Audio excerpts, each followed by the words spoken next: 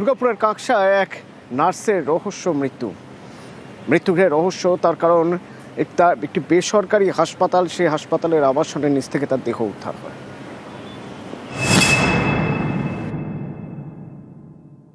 আমার খুব অহংকার হতো গো,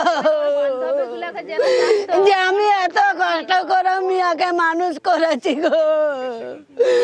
আমরা ভালো পেটে খাইনি, ভালো পড়ি নাই, মেয়েটাকে কোনো কষ্ট দিই নাই গো।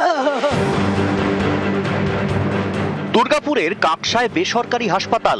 এখানে নার্সের কাজ করতেন বছর 24-এর মন্দিরা পাল। থাকতেন হাসপাতালের আবাসনে। বুধবার রাতে এই আবাসনের নিচ থেকেই তার রক্তাক্ত দেহ উদ্ধার হয়। সবাই করছি তখন দেখছি যে এরকম পড়ে গেছিল। কিসের স্টাফ ছিল? Nursing staff. কোথা থেকে পড়েছে জানি না এক্সাক্ট, কিন্তু নিচে পড়েছিল। ছুটাছুটি সবাই করছে, দিয়ে ফোন এরকম করছে যে কোথায় আছে, কি করছে, এরকম হলো। তখন আমরা খুঁজাখুঁজি করলাম। এখানে কতলায় থাকতো? 8 তলা।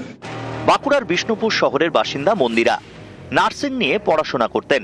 মাস 7 আগে দুর্গাপুরের বেসরকারি হাসপাতালে কাজে যোগ দেন। থাকতেন হাসপাতালেরই আবাসনে। 11 তলা এই বিল্ডিং এর 8 তলায়। বুধবার তার মৃত্যুতে তৈরি হয়েছে রহস্য। খুনের অভিযোগে সরব মৃত নার্সের পরিবার। আমাদের সাথে তো কোনোদিন কিছু হয়নি, আমার আদরের মেয়ে ছিল গো।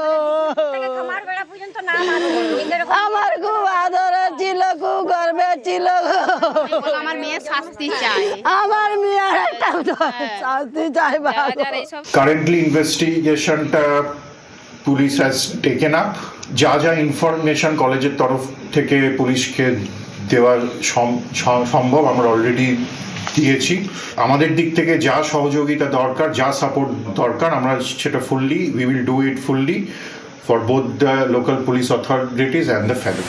নার্সের ঘর থেকে মোবাইল ফোন এবং একটি ডায়েরি উদ্ধার করেছে পুলিশ। খতিয়ে দেখছে সিসি ক্যামেরা ফুটেজ। এটা কি খুন, নাকি আত্মহত্যা, নাকি মৃত্যুর কারণ অন্য? খতিয়ে দেখছে পুলিশ। নিউজ 18 বাংলা।